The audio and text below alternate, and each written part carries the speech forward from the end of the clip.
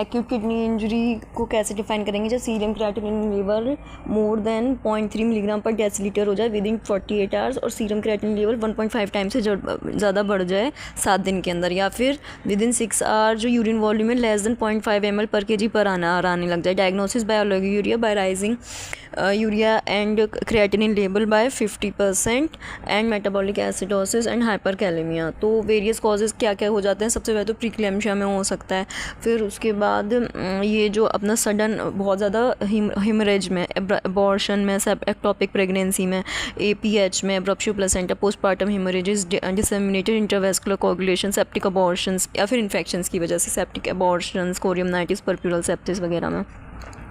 इसका टाइप पे acute tubular necrosis और कॉर्टिकल नेक्रोसिस। ट्यूबुलर नेक्रोसिस में क्या है, ये रिवर्सिबल होता है, ये वही हाइपरटेंशन की वजह से सेप्टिक अबॉर्शन या पर्प्यूरल सेप्सिस में, या फिर नेफ्रोटॉक्सिक कोई ड्रग उसको दिए, या फिर सीवियर हाइपरमेसिस ग्रेविडेरम में, या फिर acute fatty liver of pregnancy में हो सकता है। इसमें मतलब patient vomiting, diarrhoea, high grade temperature आएगा, उसको शॉक में डेवलप होएगा, जॉइंटिस पेलर साइनोसिस भी हो सकती है। कॉर्टिकल नेक्रोसिस में क्या होता है, ये इरिवर्सिबल होता है, प्रोलॉन्ग्ड होता है, सीवियर रीनल वैसोस्पैज्म हो जाता है।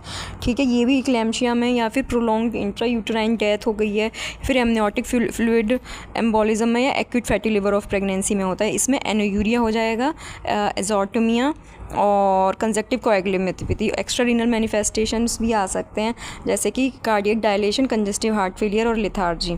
ठीक है, तो इसमें blood urea serum clinical features क्या आएंगे? ओलिगोयूरिया आएगा, पेशेंट टच थर्स्टी हो जाएगा, warm to touch, irritable, lethargic हो जाएगा, ब्लड यूरिया क्रिएटिनिन बढ़ जाएगा, सीरम पोटेशियम लेवल्स कम हो जाएंगे, उसकी वजह से मस्कुलर और ECG में चेंजेस आ जाएंगे, excess of passage of urine but blood urea remain high. ठीक है, मैनेजमेंट क्या है? सबसे पहले तो हमें ब्लड वॉल्यूम रिप्लेसमेंट करना है, हीमरेज, BP कंट्रोल करना है, कोई नेफ्रोटॉक्सिक ड्रग है वो हटानी है, हाइड्रेशन उसका मेंटेन करना है, सेंट्रल वीनस प्रेशर उसका प्रॉपर मैनेज करना है। ठीक है, प्रीक्लेम्शिया और उसमें फ्लूइड ओवरलोड नहीं होना चाहिए, इस चीज़ का ध्यान देना है, क्योंकि वुमेन ऑलरेडी पल्मोनरी एडिमा के लिए ससेप्टिबल होती है। प्रीक्लेम्शिया में हाइपोएल्पिनेमिक होती है। Blood level of serum, urea, creatinine, electrolytes का चेक करना है। ठीक है, अगर नेफ्रोलॉजिस्ट की कंसल्टेशन लेनी है, पेरिटोनियल और हीमोडायलिसिस इज परफॉर्म्ड एंड मतलब ब्लड यूरिया को हमें 50 मिलीग्राम पर डेसीलीटर से नीचे ही रखना है।